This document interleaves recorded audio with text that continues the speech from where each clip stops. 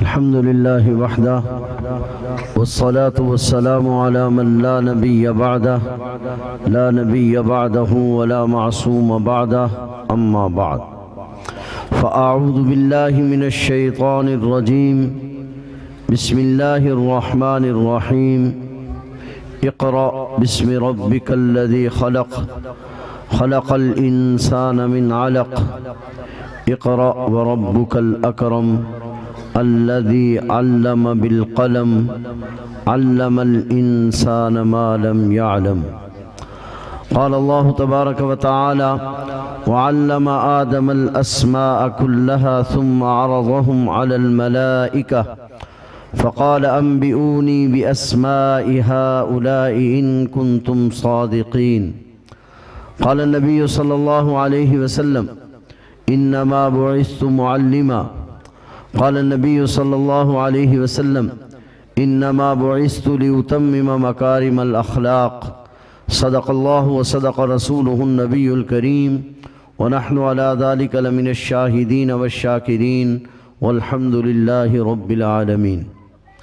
दुरूद पाक पढ़ लीजिए। अल्लाहुम्मा सल्लि अला मुहम्मदिन व अला आलि मुहम्मद कमा सल्लैता अला इब्राहीम व अला आलि इब्राहीम इन्नका हमीदुम मजीद। अल्लाहुम्मा बारिक अला मुहम्मदिन व अला आलि मुहम्मद कमा बारकता अला इब्राहीम व अला आलि इब्राहीम इन्नका हमीदुम मजीद।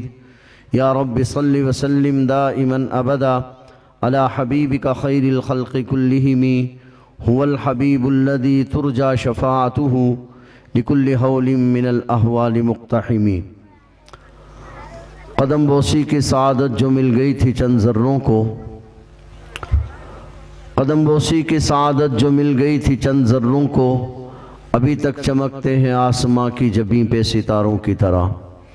काबिल सत्ताज़ीम व तकरीम मुअज़्ज़ज़ उलमा किराम, मुअज़्ज़ज़ हाज़रीन मजलिस, अस्सलामु अलैकुम व रहमतुल्लाह।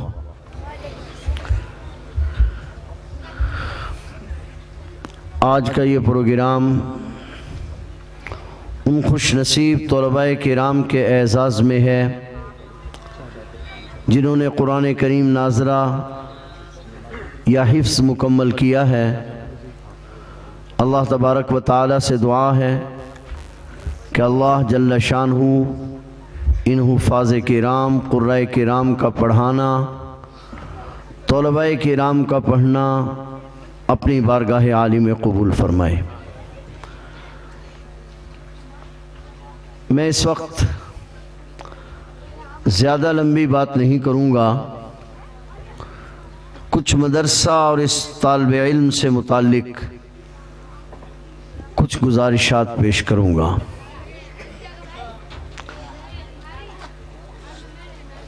भाई बच्चों, अपना जलसा थोड़ा कम है, या आप तकरीर करें या मैं तकरीर करूँ। देखो एक बात है, आप करना चाहते हैं मैं आपकी तकरीर बैठकर सुनूंगा, वरना आप मेरी तकरीर बैठकर सुनें, ठीक है? आपने करनी तकरीर? नहीं, फिर मेरी तकरीर सुने, ठीक है? कमिटमेंट है ना? मेरे मोहतरम, मैं सवाल जवाब के अंदाज में आमतौर पे बात किया करता हूँ। आज इस वक्त मदरसा पूरी दुनिया में मौजूए बहस है। मैं आगे चलकर उस पर बात करता हूँ। इस वक्त सिर्फ इतनी बात करना चाहता हूँ कि कोई तालिब इल्म जब पढ़ने के लिए आता है तो उसके बारे में कोई अंदाज़ा नहीं होता कि कल क्या बन जाएगा। बहुत मर्तबा हम एक तालिब इल्म को नज़रअंदाज कर रहे होते हैं, लेकिन वक्त बतलाता है कि वो तालिब इल्म कितना अजीम था, या यूं कहूं कि घर से तो घर वालों ने भेज दिया था कि स्कूल नहीं चल सकता, इंग्लिश मीडियम में कामयाब नहीं हो सका, इसकी ज़रा नज़र कमज़ोर है, मुताला नहीं कर सकता, पढ़ नहीं सकता। मगर अल्लाह के यहाँ फ़ैसले कुछ और होते हैं। दो तीन बच्चों का पहले तज़किरा करूंगा। हिंदुस्तान का शहर है पानीपत, उसमें एक तालिबे इल्म पढ़ने के लिए आता है। तालिबे इल्म का नाम है फ़तेह मोहम्मद। तालिबे इल्म नाबीना है। वालदा उठाकर लाती है, उस्ताद की दरसगाह में छोड़ देती और रोज ही एक बात कहती है, हमारे यहाँ बच्चों का, यार ये बाहर का जलसा थोड़ा ख़त्म करवा दें। रोज़ाना वालदा एक ही बात कहती है, हमारे यहाँ बच्चों का नाम बदलने का क्योंकि रिवाज है कि फत्ते पढ़ ले मैं मर जाऊंगी तुझे कौन पूछेगा। रोज माँ एक ही बात करती है। माँ को कुछ अंदाजा नहीं है कि कल पूछने वाला किस कदर कीमत लगाएगा। बहरहाल एक वक्त आता है, बच्चे का ताल्लुक कुरान करीम से कायम होता है। बच्चा कुरान करीम पढ़ता है, फिर हिफ्स याद कर लेता है, फिर सबा आशरा करता है और इस दौरान उस बच्चे को कुरान करीम से इश्क हो जाता है। इश्क भी अजीब चीज़ है। इश्क अगरचे दर्द भी है बला भी है, इतना बुरा नहीं ये दर्द कुछ भला भी है, बस ये सही सिमत चल पड़े तो बच्चे को कुरान से इश्क हो जाता है। बच्चा बैठा है तो कुरान पढ़ रहा है, खड़ा है तो कुरान पढ़ रहा है, जाकर सोने के लिए लेटा तो कुरान पढ़ रहा है। फिर एक वक्त हुआ कि बच्चे को जुनून हो गया, बच्चा बड़ा हुआ, आपके करीब यहाँ सिल्ला वाली में वो साहिब आकर मुदर्रिस लग गए, मगर कुरान करीम का इश्क अजीब था कि कुरान करीम की तिलावत हो रही है और ज़बान पर कुरान इतना जारी हो गया कि अब ये बच्चा जिसको माँ कहती थी फ़तेह मोहम्मद मैं मर जाऊंगी फत्ते तुझे कौन पूछेगा, जब वॉशरूम में जाता है तो अपनी ज़बान अपने हाथ से पकड़ के रखता है, वरना वहाँ कुरान करीम की तिलावत जारी हो जाती है। फिर एक रात एक अजीब वाक़या पेश आता है। तलबा कहते हैं कि ये जब सोते हैं तो सोते ही तिलावत शुरू हो जाती है। आज देखते हैं कि नींद के अंदर कुरान करीम सही पढ़ते हैं। वो तालिबे इल्म कुरान करीम पढ़ना शुरू करता है, आंख लगती है, कुरान करीम की तिलावत शुरू हो जाती है। तलबा कुरान करीम लेकर बैठे हुए हैं, 3 पारे कुरान करीम की तिलावत होती है, कोई गलती नहीं, कोई अटकट नहीं। जिस तरह बेदारी में कुरान करीम की तिलावत हो रही थी, नींद में भी उसी तरह तिलावत हो रही है। फिर कुरान क्योंकि खुद बुलंद है, अपने पढ़ने वालों को भी बुलंद कर देता है। कारी फ़तेह मोहम्मद यहाँ से निकलता है, मस्जिद नबवी पहुँचता है और मस्जिद नबवी में उसको मुदर्रिस रख लिया जाता है।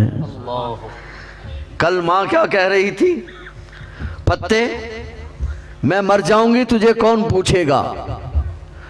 मस्जिद नबवी के दौरे हाजिर के सबसे बड़े इमाम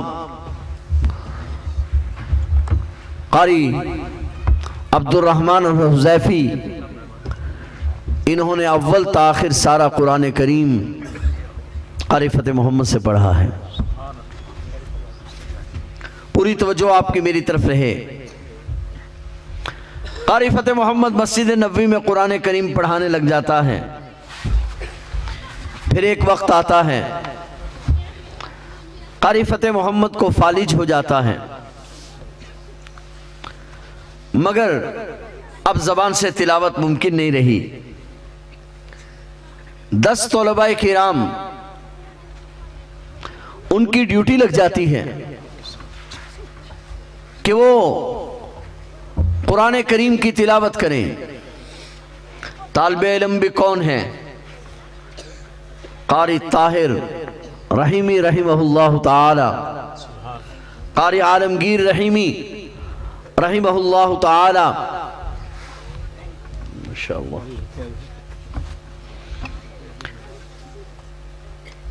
तिलावत की ड्यूटी है।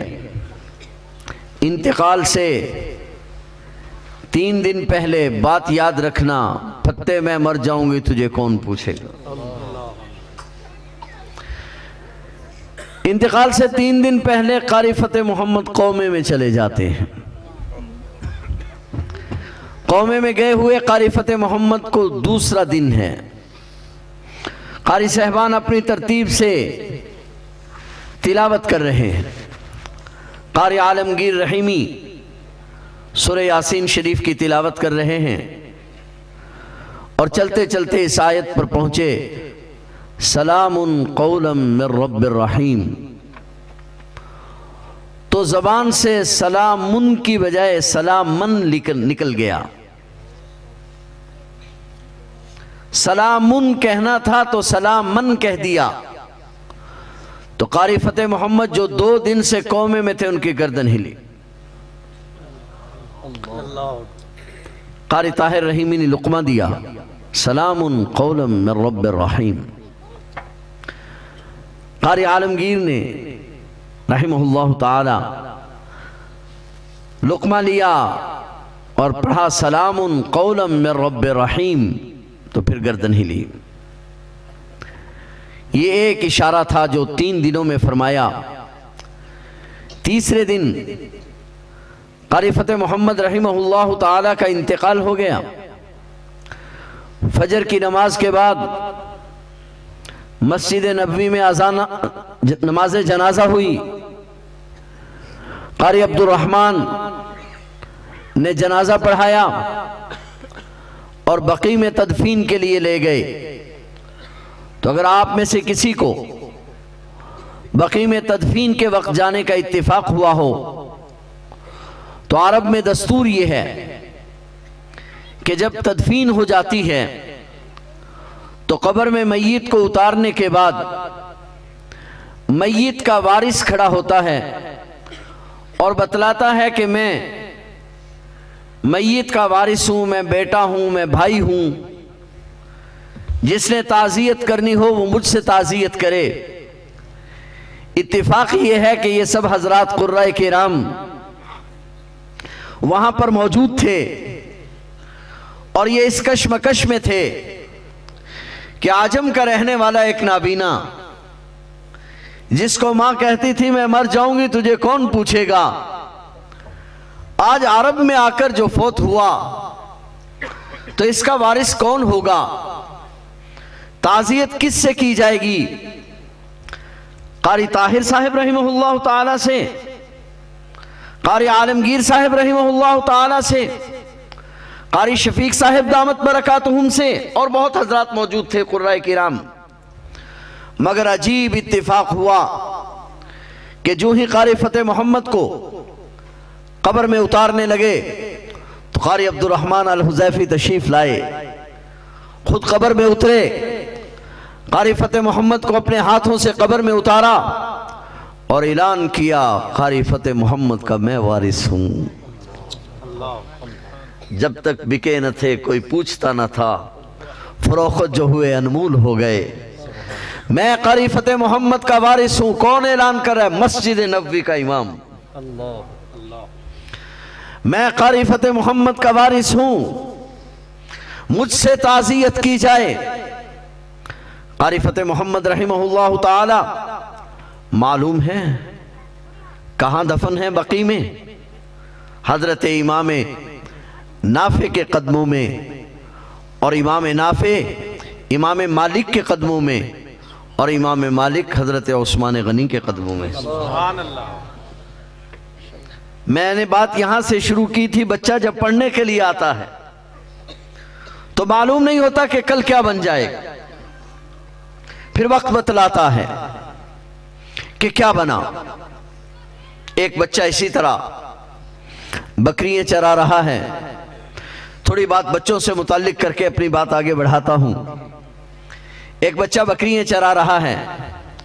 हुजूर नबी करीम सल्लल्लाहु अलैहि वसल्लम सैयदना अबू बकर सिद्दीक रज़ी अल्लाह ताला अन्हु के लिए रज़ी अल्लाह ताला अन्हु के साथ दावत के लिए तशरीफ लाए हैं। हदीस में अजीब अल्फाज आते हैं कि हुजूर अलैहिस्सलातु वस्सलाम की नजर करम बच्चे पर पड़ती है। बच्चे का कद छोटा सा है, पतला दुबला है बच्चा। हुजूर अलैहिस्सलातु वस्सलाम की नजर करम पड़ती है। हमारे यहां मशहूर है ना कि नजर लग जाती है। नजर सिर्फ बुरी नहीं लगती, नजर अच्छी भी लग जाती है। इसलिए अपने बच्चों को उलमा की खिदमत में ले जाया करो, बड़ों की खिदमत में ले जाया करो, ये अच्छी नजर भी लग जाती है। हुजूर अकरम सल्लल्लाहु अलैहि वसल्लम ने देखा, देखते ही कहा अबू बकर ये लड़का बहुत अच्छा है। अभी बात नहीं हुई, अबू बकर ये लड़का बहुत अच्छा है, जरा इससे पूछो हमें भूख लगी है, किसी बकरी का दूध धोने की इजाजत दे, निकालने की इजाजत दे तो हम बकरी का दूध निकाल लेते हैं। सैयदना अबू बकर सिद्दीक रज़ी अल्लाह ताला अन्हु उस बच्चे के पास गए और कहा कि बेटा हमें भूख लगी है, हमें दूध की जरूरत है। बच्चे ने कहा चाचा जान इजाजत तो दे देता पर बकरी मेरी नहीं है, इसलिए मैं इजाजत नहीं दे सकता। हुजूर अलैहिस्सलातु वस्सलाम ने फरमाया अगर हम किसी ऐसी बकरी का दूध निकाल लें जो दूध ना देती हो। बच्चे ने कहा मुझे कोई एतराज नहीं है। कहा अच्छा जाओ बकरी ले आओ। बच्चा गया, एक छोटी सी बकरी बिल्कुल ले आया जिसके थन बिल्कुल छोटे छोटे थे। सरकार दो आलम सल्लल्लाहु अलैहि वसल्लम ने रहमत वाला हाथ लगाया, थनों में दूध उतर आया। अगर आपकी तवज्जो हो तो यहां एक बात कहना चाहता हूं, अल्लाह का नबी होता तो इंसान है, उसके हाथ तो हम जैसे होते हैं, मगर उन हाथों से कभी पानी के चश्मे निकलने लगते हैं, कभी उन हाथों से खजूरों में ज्यादती होने लगती है। हजरत अमर बिन जमू रज़ी अल्लाह ताला अन्हु की हमशीरा मोहतरमा, जंग का मौका है, जा रही हैं। सहाबा किराम भूख से बेकरार हैं। अमर बिन जमू ने भूख की वजह से पेट पर पत्थर बांधे हैं। अमर बिन जमू की हमशीरा 3 या 4 खजूरें मुट्ठी में बंद करके लेकर जा रही हैं। सरकार दो आलम सल्लल्लाहु अलैहि वसल्लम की नजर पड़ी, बीबी तेरे हाथ में क्या है? या रसूलुल्लाह सल्लल्लाहु अलैहि वसल्लम खजूरें हैं, किधर ले जा रही हो? या रसूलुल्लाह अमर कई दिनों से भूखा है, उसके लिए ले जा रही हूं। सरकार दो आलम सल्लल्लाहु अलैहि वसल्लम ने अपने हाथ आगे किए, कहा बीबी इन खजूरों को इसमें डाल दो। बीबी ने खजूरें उसमें डाल दी। सरकार दो आलम सल्लल्लाहु अलैहि वसल्लम ने फरमाया अपनी चादर बिछाओ। बीबी ने अपनी चादर बिछाई। हुजूर अलैहिस्सलातु वस्सलाम ने खजूरों को अपने हाथ से उस चादर में फेंक दिया। बीबी फरमाती हैं कि चादर में खजूरें हुजूर अलैहिस्सलाम का फेंकना क्या था कि बस खजूरों ने बढ़ना शुरू किया और थोड़ी देर में खजूरें चादर से नीचे गिरने लगी। हुजूर अलैहिस्सलातु वस्सलाम ने ऐलान कराया कि जिस सहाबी को जरूरत हो वो आए और यहां से खजूरें ले ले। खुदा की कसम लिखा है 1000 सहाबा किराम ने अपनी चादरें, अपने तोड़े, अपनी टोकरियां भर ली और अमर बिन जमू की हमशीरा फरमाती हैं कि खजूरें थी कि अभी चादर से नीचे गिर रही थी। ये नबी का हाथ है। सरकार दो आलम सल्लल्लाहु अलैहि वसल्लम ने बकरी के थनों को हाथ लगाया, थनों में दूध उतर आया। हुजूर अलैहिस्सलातु वस्सलाम ने खुद दूध दोया, खुद भी पिया, सैयदना अबू बकर सिद्दीक रज़ी अल्लाह ताला अन्हु को भी पिलाया और उस बच्चे को भी पिलाया। बच्चे के कई नाम आते हैं, मशहूर नाम अब्दुल्ला बिन मसूद रज़ी अल्लाह ताला अन्हु है। हुजूर अलैहिस्सलातु वस्सलाम ने दूध पिलाया, हुजूर अलैहिस्सलाम भी चले गए, बच्चा भी चला गया। आपने फिर लुआब मुबारक लगाया, बकरी के थन वैसे ही हो गए। 1 या 2 दिन गुजरे होंगे कि बच्चा मजलिस मुबारक में पहुंचा। हुजूर अलैहिस्सलाम ने फरमाया कैसे आए हो? अर्ज की आका वो मंतर सीखने आया हूं जो आपने मेरी बकरी के थनों को लगाया था और उसमें दूध उतर आया था। हुजूर अलैहिस्सलाम ने फरमाया ठीक है बैठ जाओ, सीख जाओगे। बैठ गए और बस बैठ गए। फिर कितना अरसा बैठे रहे? 23 साल। 23 साल बैठे रहे। कितना बुलंद हुआ, कितनी दूर पहुंचा। सिर्फ एक वाकया उसूल गाबा में लिखा है, हुजूर नबी करीम सल्लल्लाहु अलैहि वसल्लम ने फरमाया अब्दुल्ला खजूरें तोड़ कर लाओ। हजरत अब्दुल्ला का मसला यह था कि एक तो कद छोटा था, एक पिंडलियां बिल्कुल बारीक बारीक पिंडलियां थी। हुजूर अलैहिस्सलातु वस्सलाम ने फरमाया अब्दुल्ला खजूरें तोड़ कर लाओ।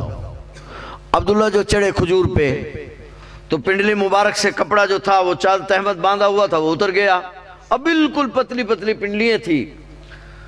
तो साथी थे सहाबा किराम, देख के बेसाख्ता हंसी निकल आई, हंस पड़े। हुजूर अलैहिस्सलातु वस्सलाम ने फरमाया क्या हुआ? सहाबा किराम ने अर्ज की या रसूल अल्लाह किस तरह पिंडलियां देखना इसकी तरह। हुजूर अलैहिस्सलातु वस्सलाम ने फरमाया तुमने अब्दुल्ला की पिंडलियों को क्या समझा? अगर मैदान महशर में कल क़यामत के दिन सारी कायनात को तराजू के एक पलड़े में रख दिया जाए और अब्दुल्ला बिन मसूद की पिंडलियों को एक पलड़े में रख दिया जाए तो ये पलड़ा भारी हो जाएगा। सुभान अल्लाह। क्या सीखने आया था? याद है बात? बच्चा सीखने क्या आया था? मंतर सीखने आया था। फिर कितना बड़ा इंसान बन गया। हदीस में आता है अब्दुल्ला बिन मसूद रजी अल्लाह ताला अन्हु तवाफ कर रहे हैं, एक आदमी साथ तवाफ कर रहा है। उसकी अजीब हालत है कि उसने कपड़े भी पहने हुए हैं और ऊपर एहराम की चादरें भी ले रखी। अब्दुल्ला बिन मसूद रजी अल्लाह ताला अन्हु ने देखा तो मां हाल क्या है ये? मुअतमिर हो, उम्रा कर रहे हो? उसने कहा जी उम्रा कर रहा हूं। फिर ये क्या कर रखा है? उसने जब देखा छोटा सा कद है और छोटा सा आदमी है तो धोखा खा गया। तो कहने लगा कि क्या ये मसला कुरान करीम में है? अगर तबा मुबारक पर गिरा ना हो तो बाज लोगों को अल्फाज के चंद मानी सीखकर अपने आप के मुफस्सिर होने का गुमान होने लगता है। कहते बंदर के हाथ में जो आ गई अदरक की गिरा तो उसने समझा मैं पंसारी बन गया।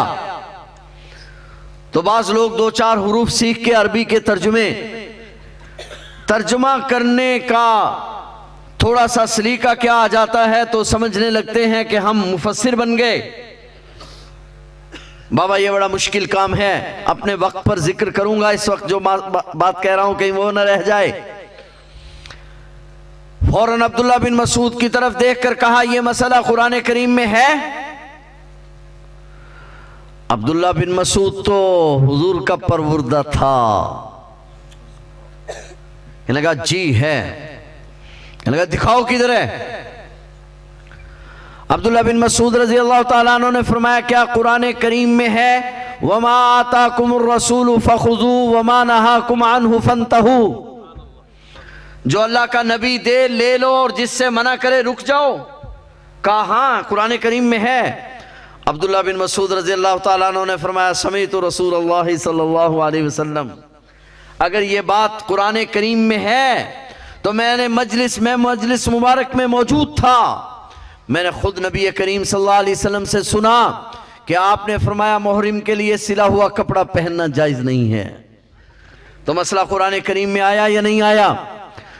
अब्दुल्ला बिन मसूद रज़ी अल्लाह ताला अन्हु आया क्या सीखने था? बात याद रखना, बड़ी अजीब तरफ बात चल पड़ी। हजरात उलमा तशरीफ रखते हैं, मंतर सीखने आया था। नबी करीम सल्लल्लाहु अलैहि वसल्लम की सोहबत पाक की बरकत से आज कितना बुलंद हो गया। सैयदना फारूक आजम रजी अल्लाह ताला अन्हु बैठे हैं। कूफा के कुछ लोग आए और उन्होंने कहा, हजरत हमें कोई बड़े आलिम इनायत फरमा दीजिए जो लोगों को मसाइल बतला सकें। तो सैयदना फारूक आजम रजी अल्लाह ताला अन्हु ने फरमाया, यार एक मुफ्ती साहब मैंने अपने लिए रखे हैं, एक बड़े आलिम मैंने अपने लिए रखे हैं, चलो तुम्हें दे देता हूं। और अब्दुल्ला बिन मसूद रजी अल्लाह ताला अन्हु को पैगाम भेज दिया कि अब्दुल्ला बिन मसूद रजी अल्लाह ताला अन्हु को बुलाओ। कासिद बुलाकर जो लेकर आया तो वो लोग बड़े अजीब थे। अब्दुल्ला बिन मसूद रजी अल्लाह ताला अन्हु को देखा तो देखकर कहने लगे कि हजरत हमने ये कहा था कि बड़ा आलिम देना, ये नहीं कहा था कि बड़ी पगड़ी वाला देना, क्योंकि अब्दुल्ला बिन मसूद की आदत थी कि कद छोटा था मगर पगड़ी बड़ी बांधते। बड़ी पगड़ी वाला हमने नहीं कहा था। तो सैयदना फारूक आजम रजी अल्लाह ताला अन्हु ने फरमाया, तुमने अब्दुल्ला को क्या समझा? अब्दुल्ला इस उम्मत का वो शख्स है जो सर के बालों से लेकर पांव के नाखूनों तक अब्दुल्ला का अंग अंग इल्म से भरा हुआ है। कूफा के लोग अब्दुल्ला बिन मसूद को लेकर चले गए। कुछ अरसे के बाद सैयदना फारूक आजम रजी अल्लाह ताला अन्हु का गुज़र हुआ। कूफा की जामिया मस्जिद में तशरीफ ले गए। नमाज का वक़्त था, अभी अब्दुल्ला बिन मसूद नहीं आए थे। फारूक आजम ने चाहा जायजा लिया जाए। कभी किसी आदमी के पास बैठते हैं, मसला पूछते हैं, फिर किसी दूसरे आदमी से जाकर मसला पूछते हैं, फिर तीसरे आदमी से जाकर मसला पूछते हैं, मगर मसला पूछने में तो देर लगती है, जवाब देने वाले को देर नहीं लगती। इतनी देर में अब्दुल्ला बिन मसूद उसी शान के साथ, छोटा सा कद, बड़ी सी पगड़ी, जामिया मस्जिद में दाखिल होते हैं। खत्ताब का बेटा उठकर खड़ा होता है और अब्दुल्ला बिन मसूद को अपने सीने से लगाता है और कहते हैं, अब्दुल्ला तूने कूफा शहर को इल्म से भर दिया। सुभान अल्लाह। ये किस बच्चे की बात कर रहा हूं? क्या सीखने आया था? मंतर सीखने आया था। अब्दुल्ला तूने कूफा शहर को इल्म से भर दिया है। हजरत अली रजी अल्लाह ताला अन्हु एक मरतबा कूफा की जामिया मस्जिद में तशरीफ ले गए तो देखा मस्जिद में ढेर लगा हुआ है कलम दवात का। हजरत अली फरमाते हैं, मैंने खुद गिनी 2400 कलम दवात रखे हुए थे जहां अब्दुल्ला बिन मसूद बैठकर सबक पढ़ाते थे। एक वक्त आया, बदर का मौका है, जाग रहे हैं आप? मेरी बात को समझ में आ रही है? बदर का मौका है। नबी करीम सल्लल्लाहु अलैहि वसल्लम को सबसे ज्यादा तशवीश अबू जहल के बारे में थी, क्योंकि आपने फरमाया ये मेरी उम्मत का फिरौन है। हुजूर नबी करीम सल्लल्लाहु अलैहि वसल्लम ने फरमाया, यार अबू जहल का पता करो। और आपको मालूम हो कि अबू जहल को किसने मारा था? 2 बच्चों ने हमला किया था ना, मुअव्विज़ और मुआज़। एक ने अबू जहल के घोड़े पर हमला किया और दूसरे ने अबू जहल पर हमला किया। ये गिर गया। अब्दुर्रहमान बिन औफ रज़ी अल्लाह ताला अन्हु ने इसके सर पे तलवार मारी, ये कोमे में चला गया। आपने ये समझा कि मर गया, आप इसको छोड़कर चले गए। अब्दुल्ला बिन मसूद रज़ी अल्लाह ताला अन्हु अब तलाश करते करते इस तक पहुंचे तो अजीब इत्तेफाक ये हुआ कि अब्दुल्ला बिन मसूद जब यहां पहुंचे तो जंग का गुबार छट चुका था, का लश्कर पीछे हट चुके थे, मुसलमानों ने फतह के परचम लहरा दिए थे कि अब्दुल्ला बिन मसूद जो तलाश करते करते पहुंचे तो इसको जो हिलाया तो ये जाग गया। अब्दुल्ला बिन मसूद रजी अल्लाह ताला अन्हु आगे बढ़े और उसके सीने पर बैठ गए। उस बदबख्त की आंख खुल गई। उसने कहा, माना अंता कौन है? तो कहा, मैं अब्दुल्ला बिन मसूद। उसने कहा, चरवाहे के बेटे, रस्सी जल तो गई मगर बल नहीं निकला। ओए चरवाहे के बेटे, बड़ी ऊंची जगह पर बैठा है, उसके सीने पर बैठे थे ना, बड़ी ऊंची जगह पर बैठा है, अपनी खूनी तलवार से मेरी गर्दन ना काटना, मेरी तलवार निकालो और उससे मेरी गर्दन काटना, और जरा नीचे से करके काटना ताकि पता चले कि सरदार की गर्दन है। अब्दुल्ला बिन मसूद रजी अल्लाह ताला अन्हु ने तलवार निकाली और उसकी गर्दन काटी, और लिखा है कि कान से पकड़ा और गर्दन को उठाकर हुजूर अकरम सल्लल्लाहु अलैहि वसल्लम की खिदमत में ले गए। या रसूलुल्लाह सल्लल्लाहु अलैहि वसल्लम, ये है अबू जहल।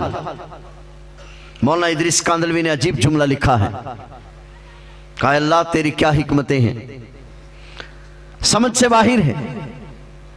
ये जो अबू जहल है उसके बारे में हुजूर अलैहिस्सलातु वस्सलाम ने फरमाया, ये मेरी उम्मत का फिरौन है कि इसके दिमाग में जर्रा के बराबर, राई के दाने के बराबर आजिज़ी नहीं है।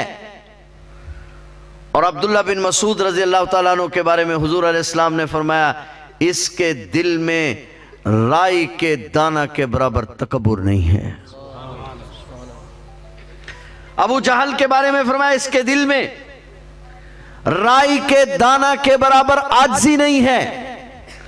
अब्दुल्ला बिन मसूद के बारे में फरमाया, इसके दिल में राई के दाना के बराबर तकब्बुर नहीं है। तो अल्लाह जल्ल शानहू ने इस उम्मत के सबसे मिस्कीन और आजिज बंदे से, इस उम्मत के सबसे बड़े फिरौन को कत्ल करवा के दुनिया को बतलाया कि मैं दुनिया के फिरौनों को इन मिस्कीनों से मरवाऊंगा, इसलिए आज पूरी दुनिया के फिरौन इन बच्चों से डर रहे हैं। क्या रूस, क्या अमेरिका, क्या इस्राइल आज इन बच्चों से खौफजदा है, आज इस मदरसे से खौफजदा है, और पूरी कुव्वत इस मदरसे को, दुनिया भर के मदारिस को मिटाने पर लगा रहा है। मगर अल्लाह का निजाम अजीब है कि नूर खुदा है कुफ्र की हरकत पे खंदजन, फूंकों से ये चिराग बुझाया न जाएगा। कई फिरौन यहां आए जिन्होंने कुरान करीम को मिटाना चाहा, इन मदारिस को मिटाना चाहा, मगर अल्लाह की कसम वो मिट गए। कुरान बाकी था, बाकी है और जरा जोर से, जरा जोर से, जरा जोर से, कुरान करीम को मिटाने वाले मिट गए। किधर है वो सिकंदर मिर्जा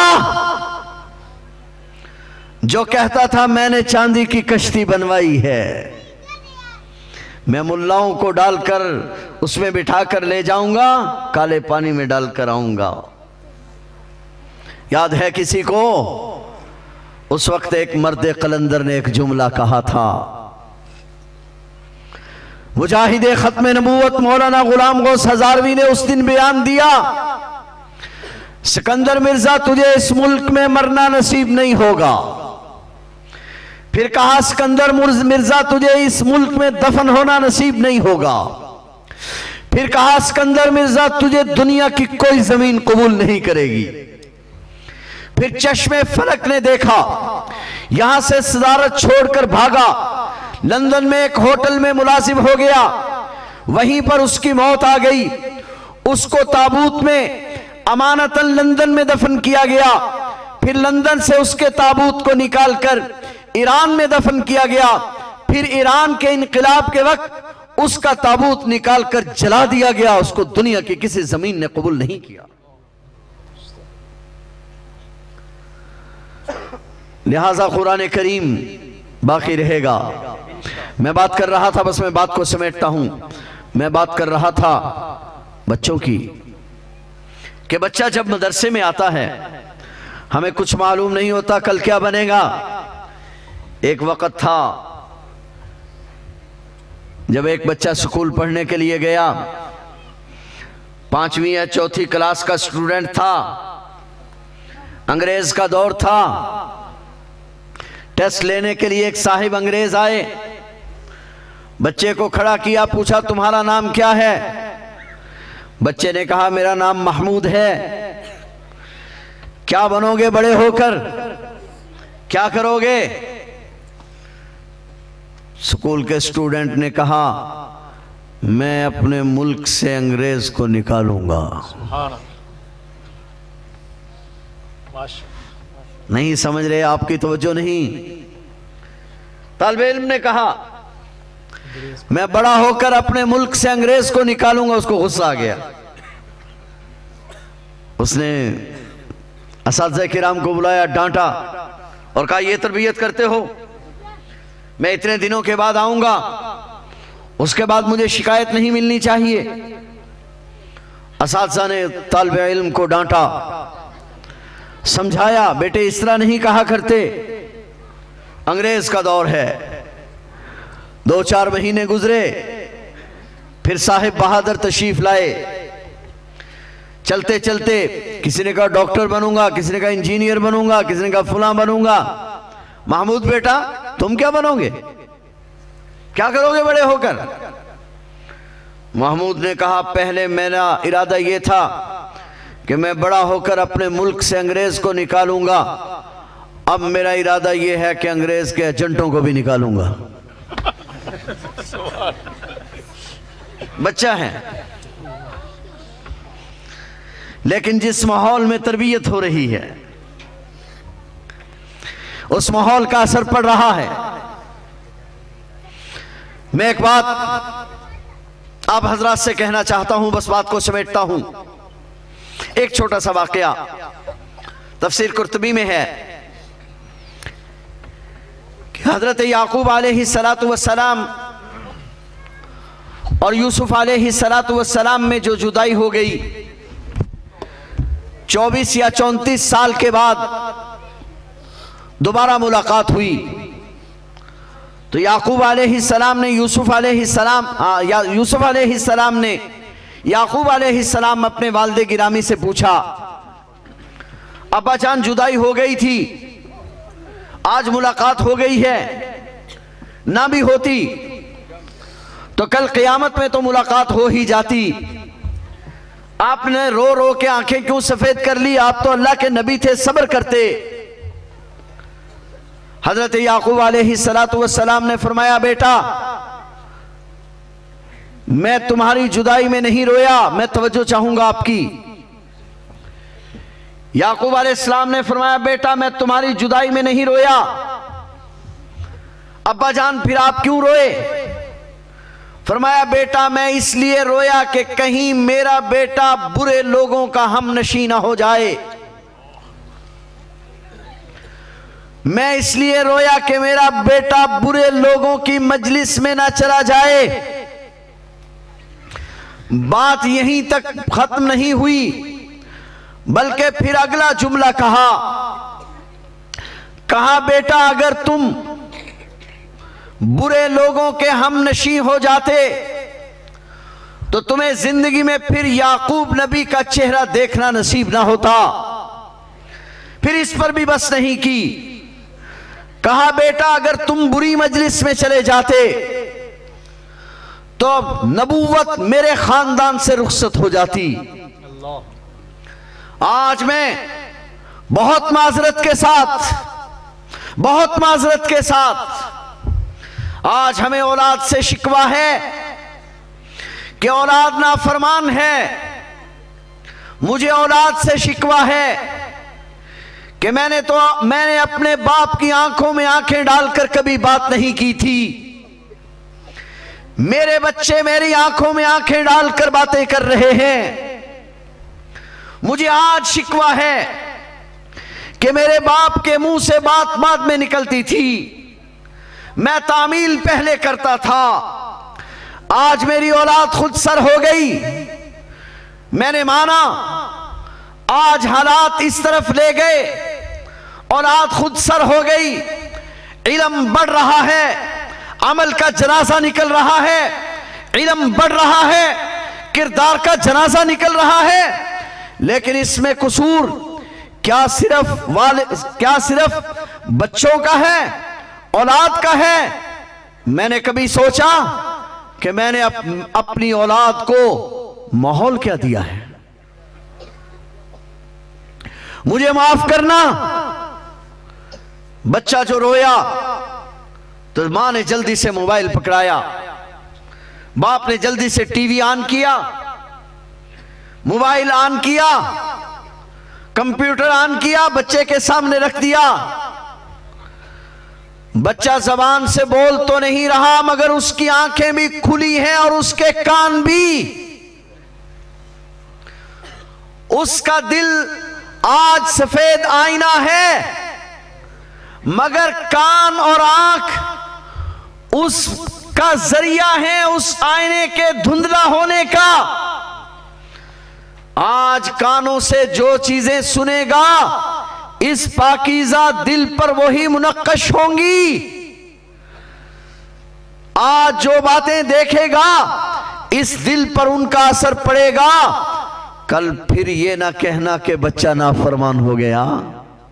बस एक वाक़या, इमाम गज़ाली रहमतुल्लाह अलैह का नाम सुना है जी? ऐसा बोलो जरा, हालात अच्छे नहीं। इमाम गज़ाली का नाम सुना है जी? अहमद शाह अब्दाली का नाम सुना है? कौन था? अफगानिस्तान का बादशाह था अहमद शाह अब्दाली। अहमद शाह अब्दाली बैठा है और मशवरा हो रहा है कि हिंदुस्तान से इत्तिला आई है कि मरहटे हिंदुस्तान पे कब्जा कर रहे और मरहटे हिंदुस्तान पर कब्जा करने के बाद अफगानिस्तान पे हमला करना चाहते हैं। तुम्हारी क्या राय है? बड़ों का एक जुमला है कि अल्लाह ताला किसी को मुशीर बुरे न दे, मुशीर बेड़ा गर्क कर देते हैं। हजरत अली रजी अल्लाह ताला अन्हु का मशहूर मकूला है कि उनके मुशीर हम थे और हमारे मुशीर तुम हो। तो अहमद शाह अब्दाली जो मशवरा कर रहे हैं तो एक बुज़दिल मुशीर खड़ा हुआ। हमारे हजरत तूफानी साहब फरमाया करते थे बुज़दिल पर कभी अल्लाह की मदद नहीं आती, अल्लाह की मदद हमेशा जवान और बहादुर पर आती। बुज़दिल मुशीर खड़ा हुआ, कहा हजरत हालात अच्छे नहीं, मेरा ख्याल यह है कि हमें सबसे पहले किले बनाने चाहिए, पहले अपनी हिफाजत का इंतजाम करना चाहिए।